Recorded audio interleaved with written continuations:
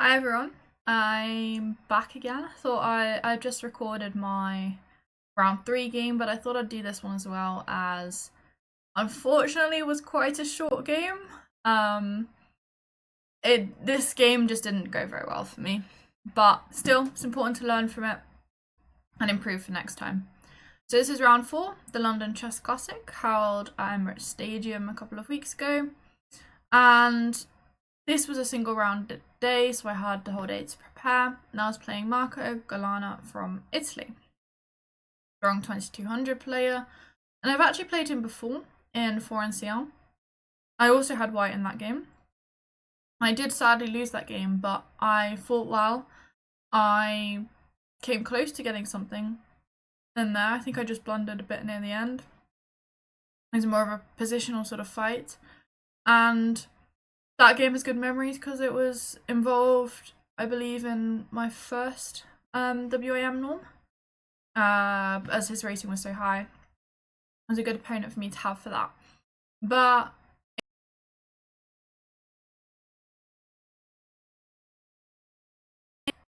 significantly longer to prepare. I decided I didn't really want to go down the same line I'd done in that game. So in that game, Sicilian, I think he always plays Sicilian, so I play e4. He plays c5, and in that game I'd played knight c3. I'd done some sort of slow thing trying to get an attack with, it was like f4, and it just didn't really work out. So this time I played c3, and I used to play c3 Sicilian quite a lot. Been coming off again, like my round 2 game in this tournament where I had a nice win. I played knight f3, and I think I need to just go with that, because I don't tend to do well when I play all these sort of sidelines. I prepared really extensively against some lines that he'd always played. He'd always played it online and over the board, and I was like, my thought process at the time was, well, if he doesn't go for those lines, if he plays something different, then he won't know what he's doing either. But it just didn't really work out that way. So in hindsight, yeah, I should be playing to knight f3 and going for these open Sicilians.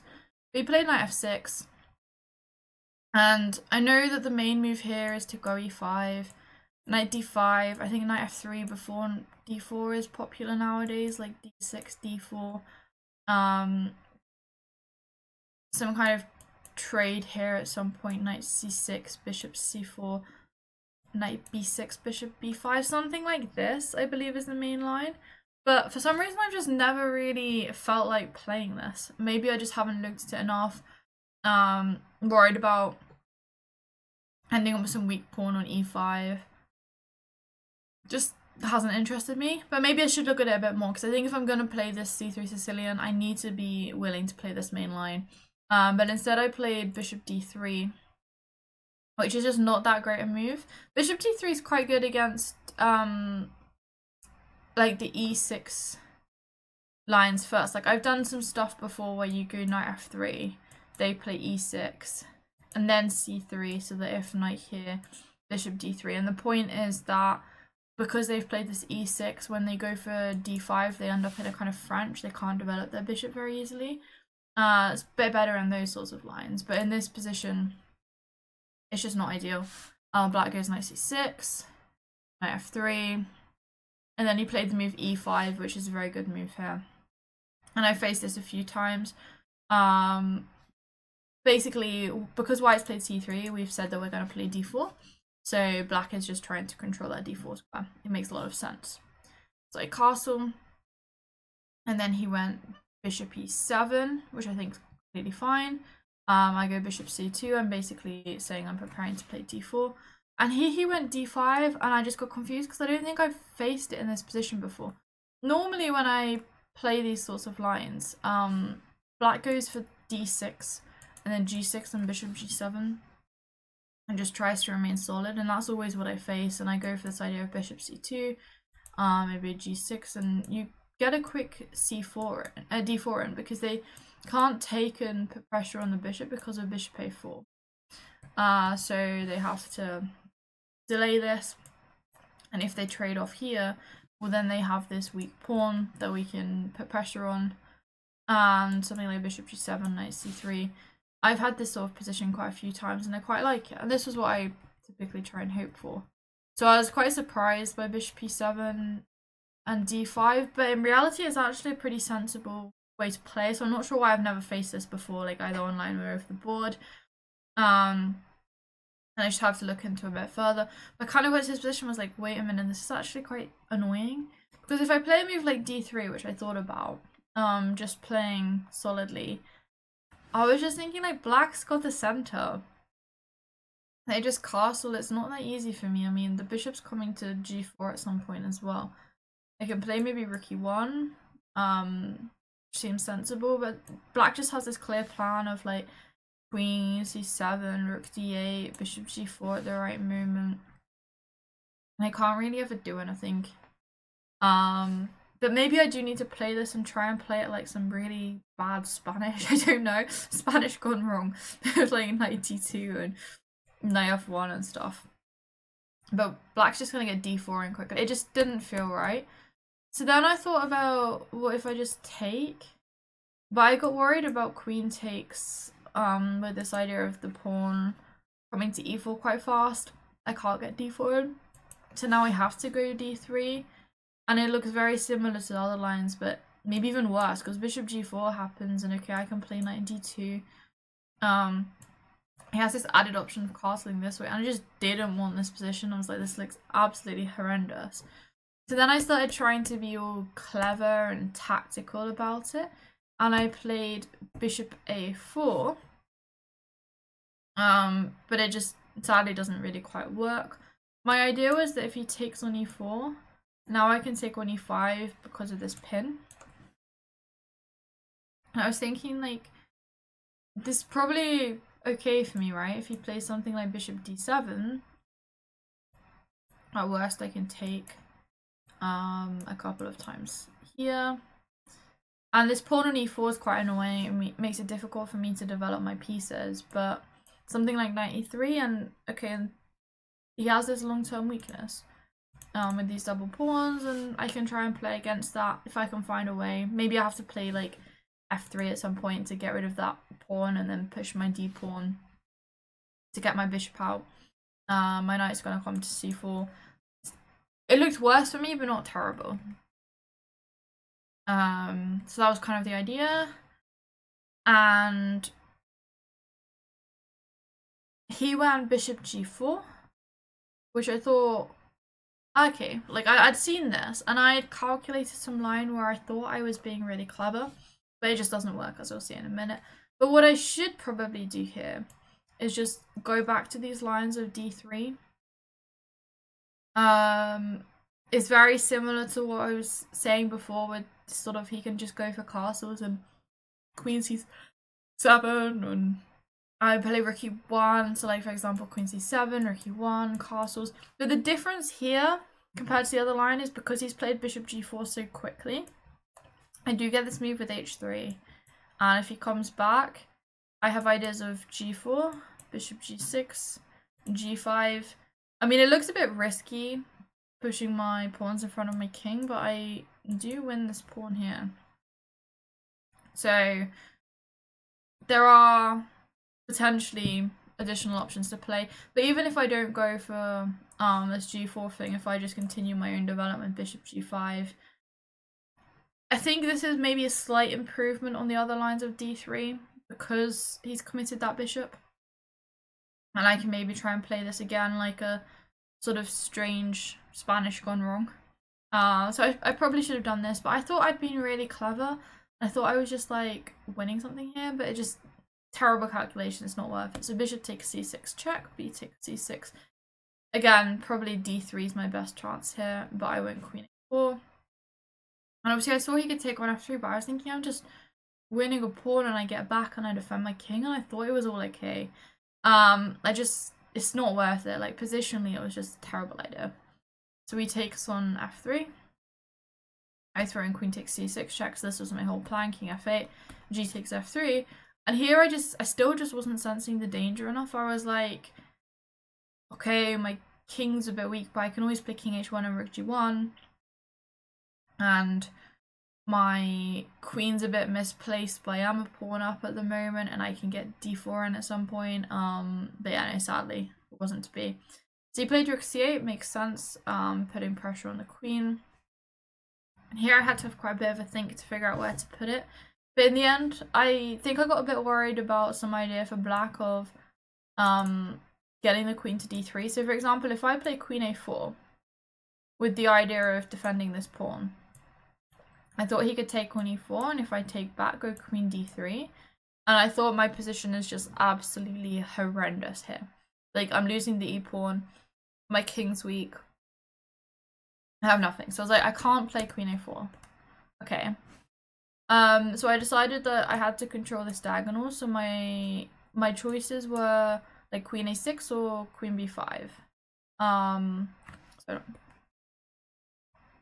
yeah, queen a6 or queen b5, and I thought maybe in hindsight queen a6 is better because we still put pressure on the rook, and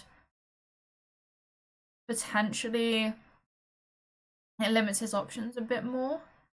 But in the game I thought queen b5 because I was trying to have ideas of still being on this rank to slow his pawns down a bit. So he went knight h5. And here again, I just missed a trick.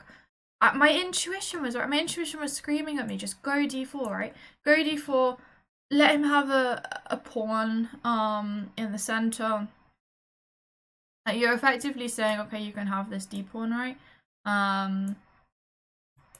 But it doesn't matter. Like, I get d5, and if the queens come off, it doesn't matter that my king's so weak.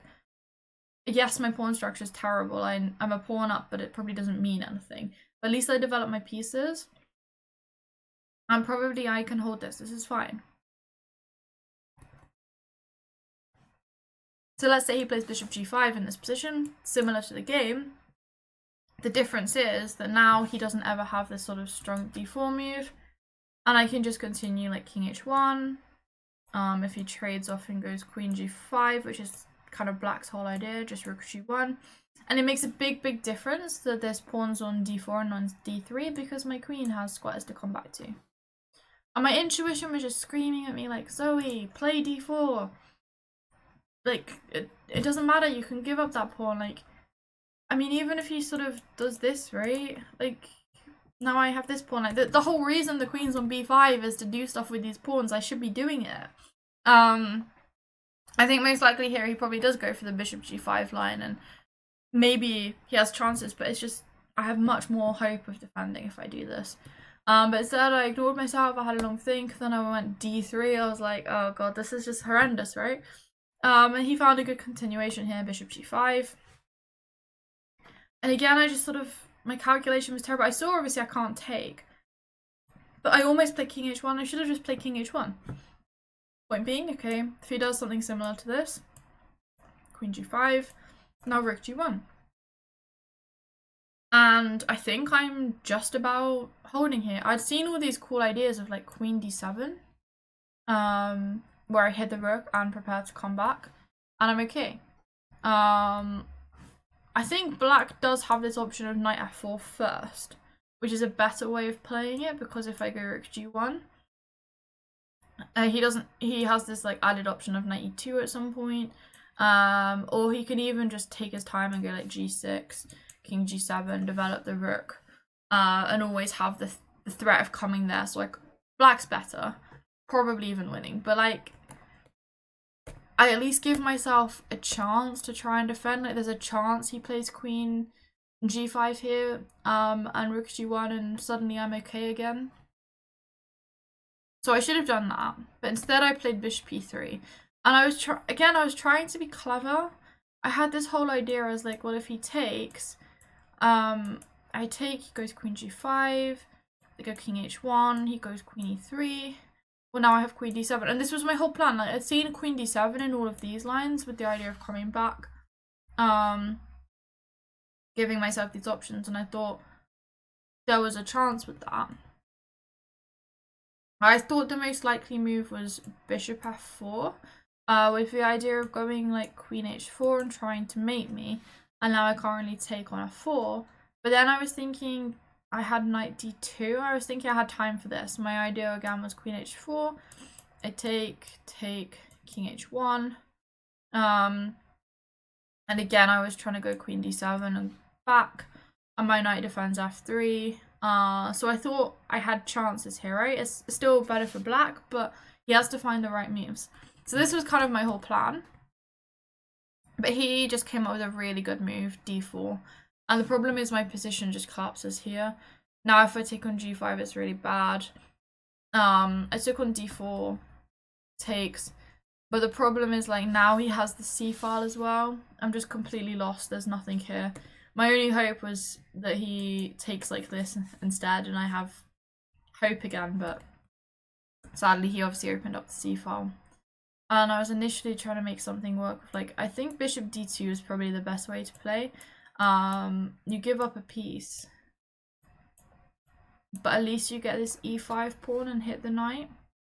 And you're threatening some kind of checks with the queen. And if black were to come back, knight f6, you probably throw in a check and then go rook c1 or something and try and get active.